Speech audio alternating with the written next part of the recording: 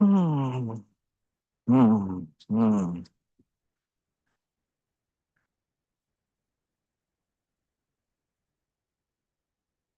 Hmm.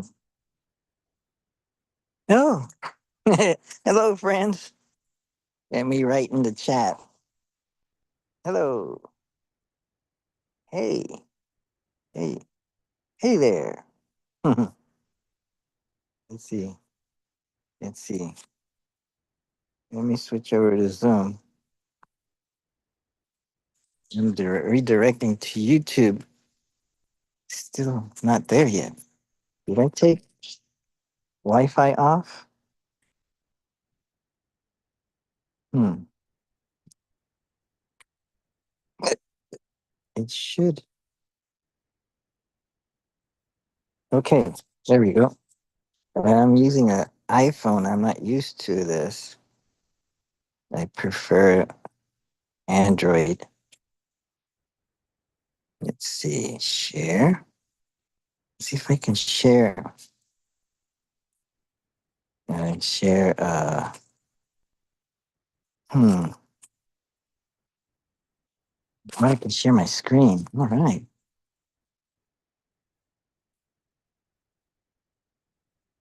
Start broadcast. Not to.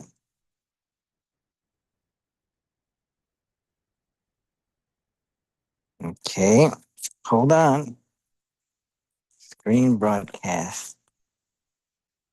Mm-hmm. This spinning thing will be recorded. So, come on. Hmm. Not working. Ah, you are sharing screen. Oh, maybe it is working. I just have to I'm gonna check my mail. Certain email. See checking for yeah.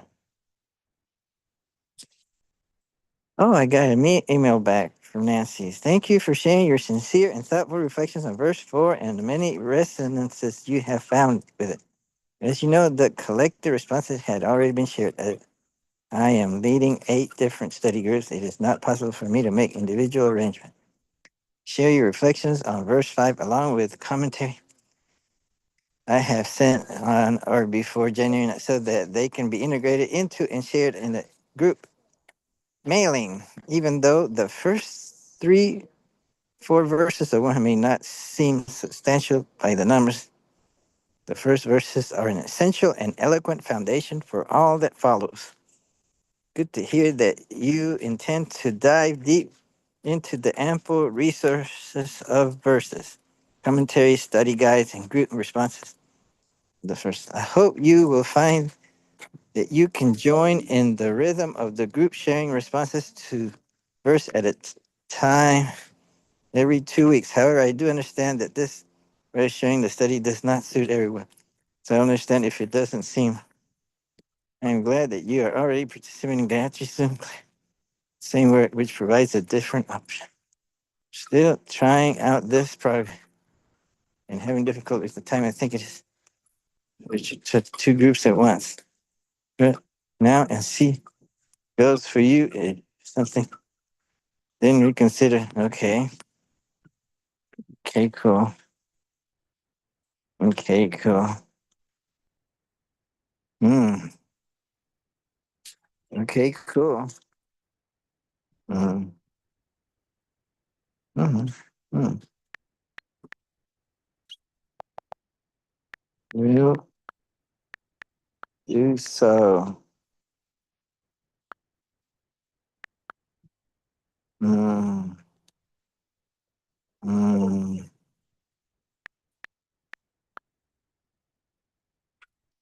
Was more than.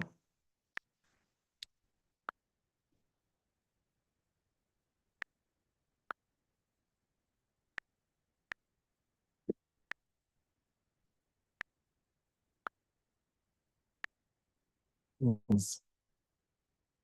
two is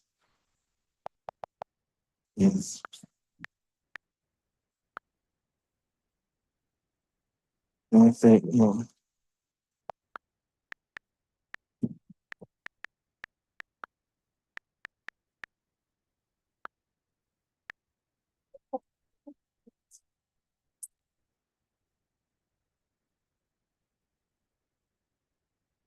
mm,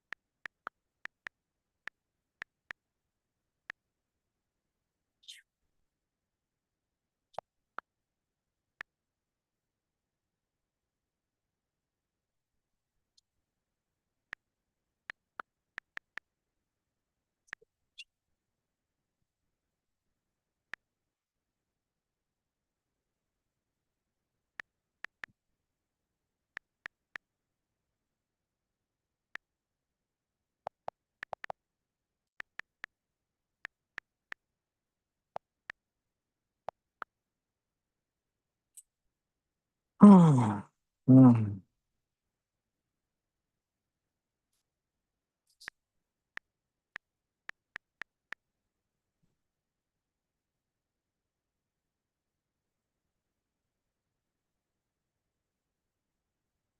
mm.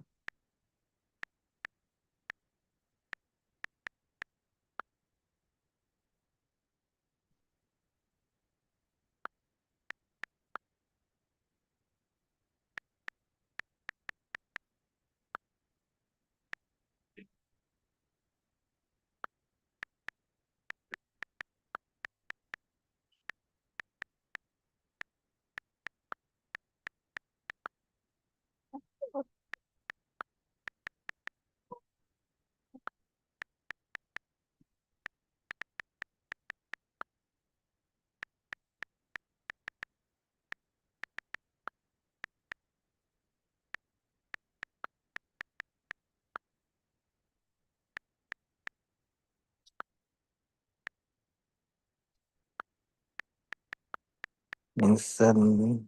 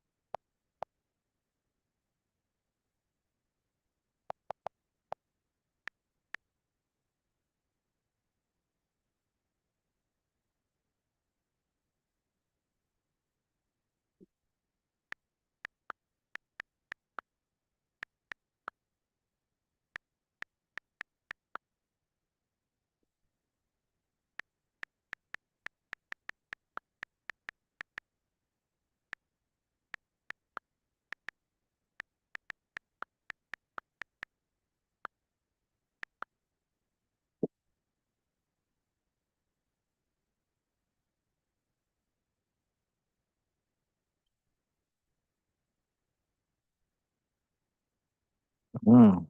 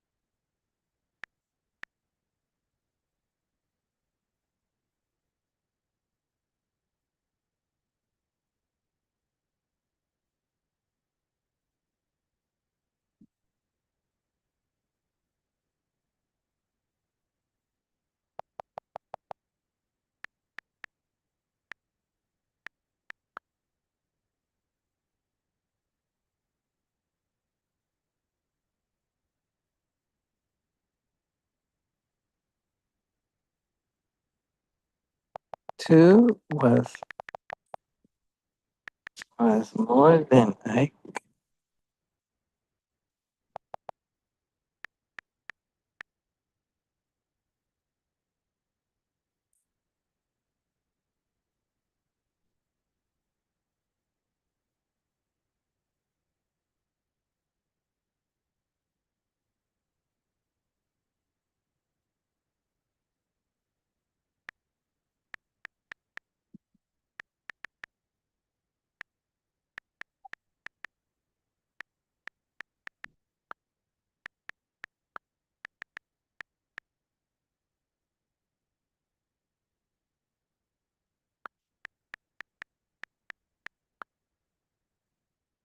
Mm.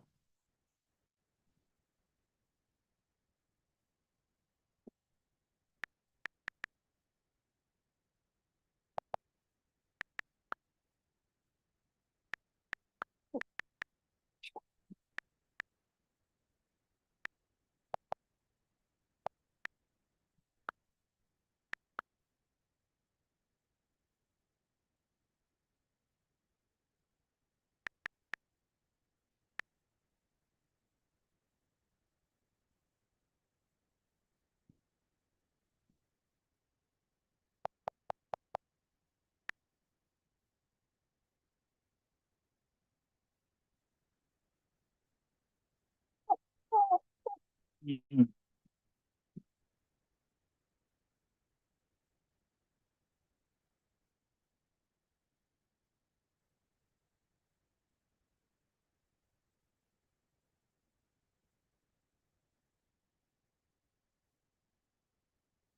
Mm.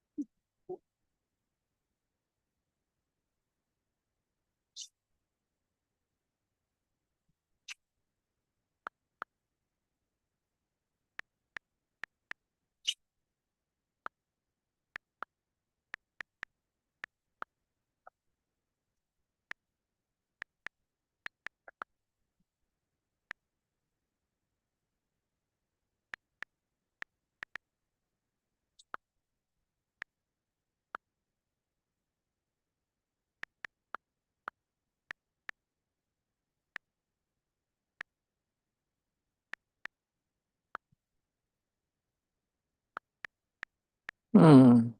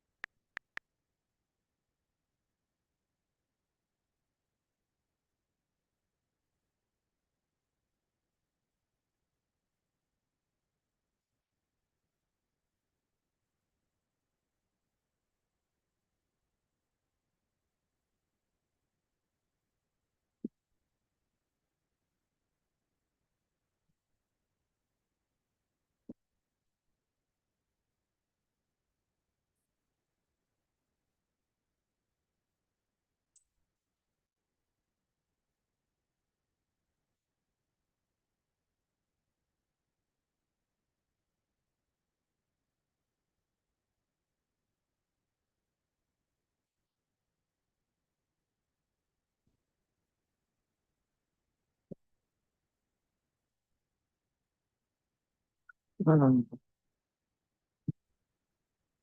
Hmm. Okay, here's the fourth one.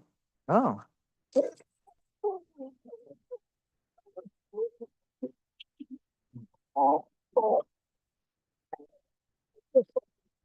No, no. No, no, no,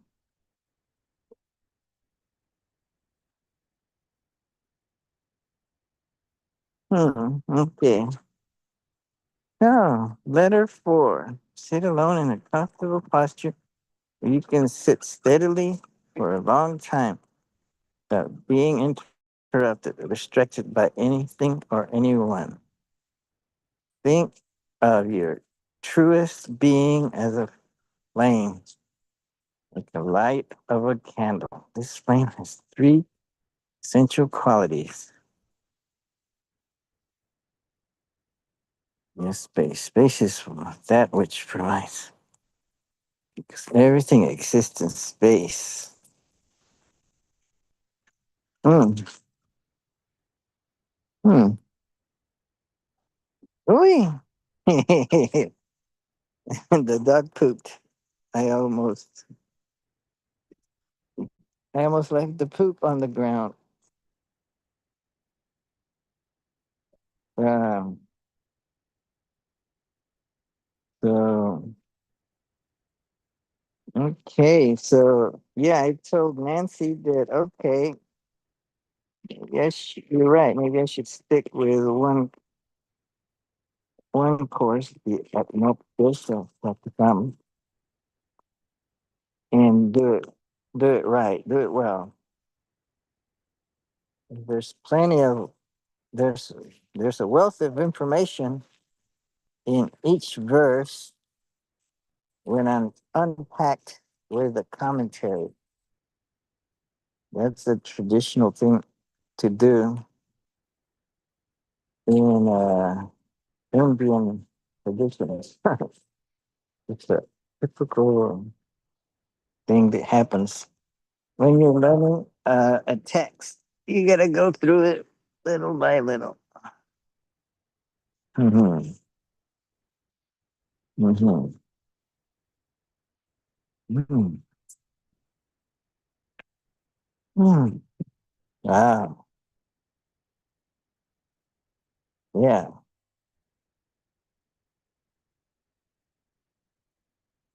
Okay.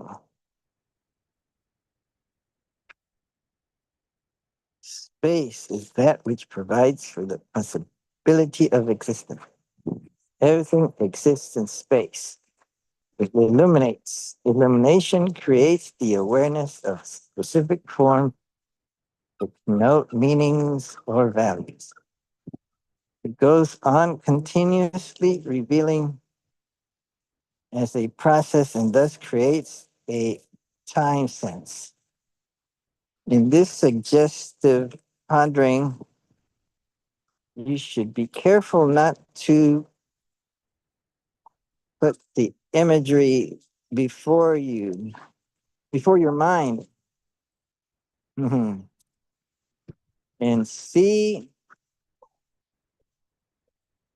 it as an objective visualization. Instead, you should become the light and experience the ever expanding space originating from the center of your own beingness in all directions. Yeah, like the familiar, like the ever expanding dimensions of a sphere. Make yourself familiar with the imagery. Allow your consciousness to expand to a conceivably large dimension. Then bring it back to the center. By repeatedly doing this pulsation of consciousness, we'll get into a rhythmic pattern of expansion and contraction. This is not your mind. It is designated as Purusha, the spirit, the self, soul, truth, and pure consciousness. Hmm.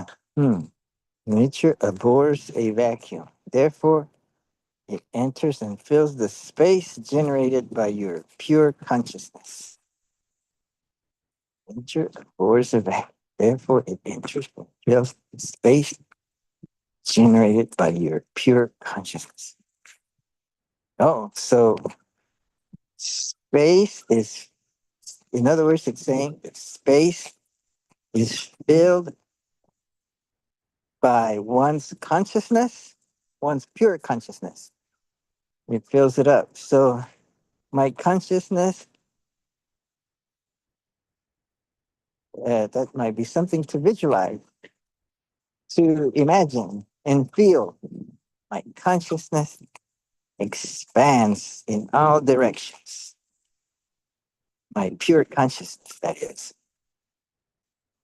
My pure consciousness, free of knowledge, free of objects, of knowing. It expands in all 10 or so directions. Expands to the edge of the universe. My consciousness does. You mentioned that because it's a vacuum. So my consciousness fills all of space.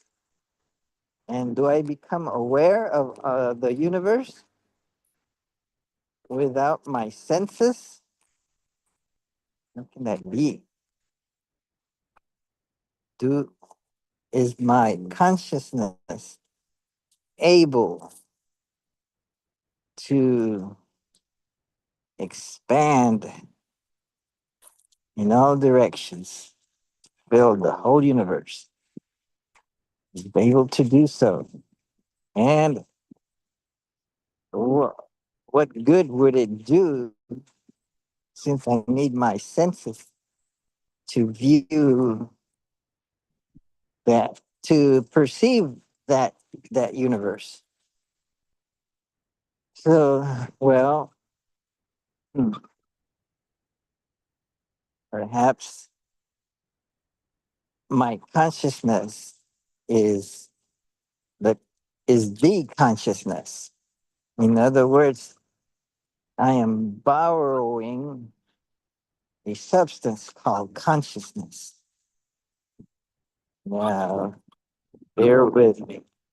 So I'm borrowing it. It's there all throughout space, and I borrow it whenever I use my senses.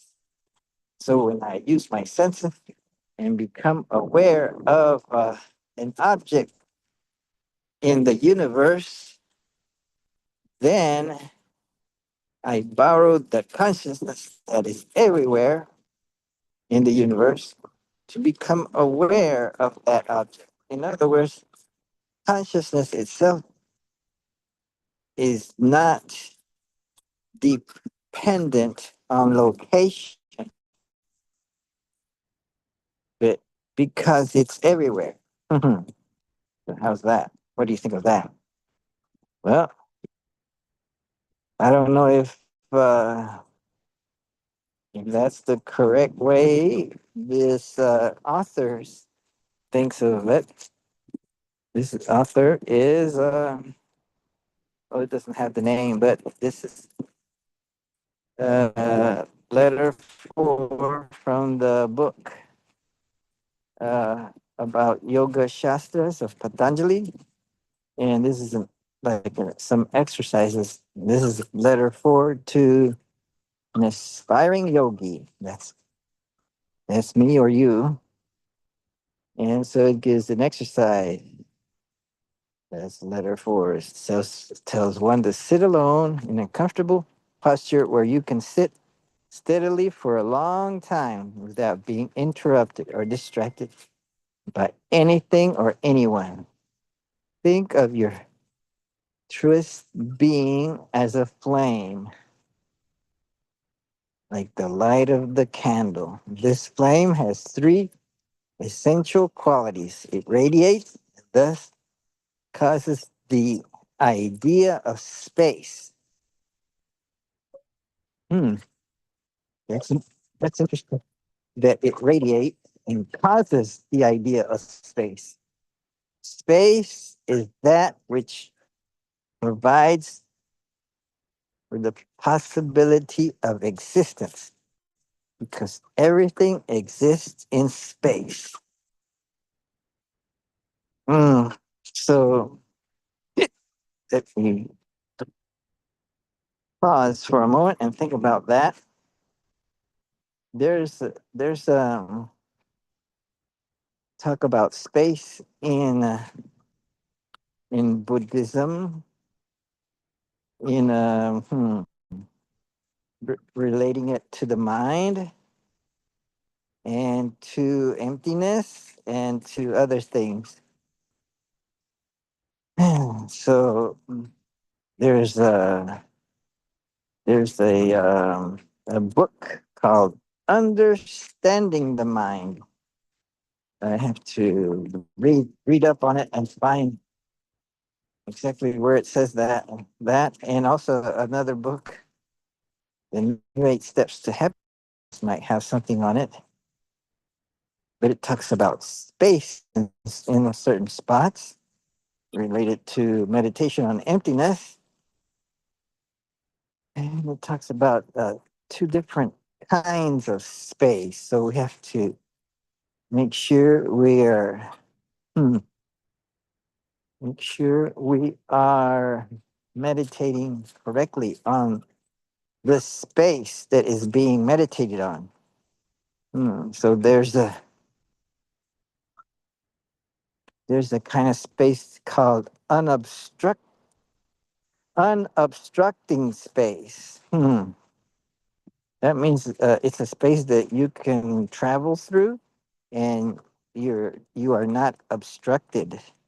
There's no object there to block your way. So it's empty space, you could say. Oh, and there's a created space. I guess that would be like a room that creates a certain space. Hmm. But then there is space. There's a way of thinking of space where it's there even when you put stuff in it. Like when you put stuff in space, it doesn't go away. It's still there. It's just got stuff occupying it, so the space is still there. Hmm. Well, that's at least the way I think of it. Like a three-dimensional space, and then dr- uh, Cartesian coordinates like X, Y, and Z, and then you draw things on it. And I think that the space is still there, even if you fill the space with diamond, with a crystal that's solid diamond, or some kind of material that is, yeah, like crystal. That I imagine a diamond is not only very hard and hard to destroy, like a diamond is can be shaped to cut other things, but other things can't cut it. So I imagine that the diamond is the hardest. And so, and also, well, I don't know about indestructibility. I guess you could crush it. I don't know. Could you put a diamond on on a hard surface and hit it with a hammer and crush it? I guess you could. I don't know. I don't know too much about diamonds, but yeah, I suppose now I have to think about how do they cut diamonds into the shapes that it has. There are certain angles that it will only make. So it has to be a pure diamond, with a carbon atom creating a crystal, a lattice structure. It's very consistent. Hmm. You could you could express mathematically somehow with vectors and angles and equations maybe that would express it. No. So mhm. But anyway, if you could imagine filling up all of space with the hardest and maybe even the densest, hardest and densest physical structure. You could imagine filling up all of space in all of the four directions, filling it up with solid, hard diamondness, indestructible, hard. I don't know. Is a diamond? Is a diamond more dense than lead? Lead is pretty heavy, so I imagine that lead would be more dense than diamond. I'm not sure. I guess that's something interesting to look at. Well, whatever material is the densest, imagine that one could fill the whole of the universe, the whole of space, and just push everything away.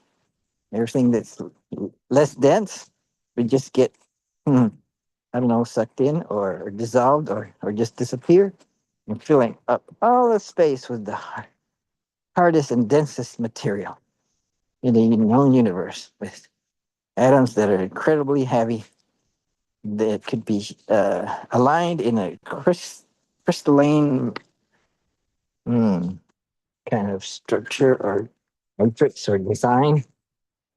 We could pull up all the universe that way. Would does one think therefore that space is gone, or is the space still there? So what is space? Hmm. How does a physicist think of space? How does a mathematician think of space? And then there's time. There's space hyphen time. Why is it space hyphen time? And then I don't know about dimensions. I don't like the idea of having in the fourth dimension saying that it is time. I don't believe that. I don't like that way of thinking about it. Maybe you can, I guess, if you want to, but I think the fourth dimension has to be another dimension of space itself, because space is the space that we are aware of is three-dimensional, but then a fourth dimensional space would still involve space and not time, because for three-dimensional space it still has time in it. So even a a, a line, you could move a point along the line and say that that point is moving at a certain speed. So there you would have time. It would involve time. Right? Hmm. Hmm. So just thinking out loud. So I'll have to say goodbye for now. Let's see how what I could do is oh, here's how I go. Okay, so I'll stop sharing and then and then say live broadcast to Zoom attempted to start an invalid. What? I don't know what happened. Hmm. What did it say? But I'm still in Zoom, so I'm going. I wonder if it got recorded. My screen sharing. I hope it did. I don't know. I'll check, but I'm gonna say goodbye now. Thank you for watching. I hope you got something out of it. Hmm. I think I did. I don't know. I'll watch it myself and give myself a like if I like it, if it's worth it.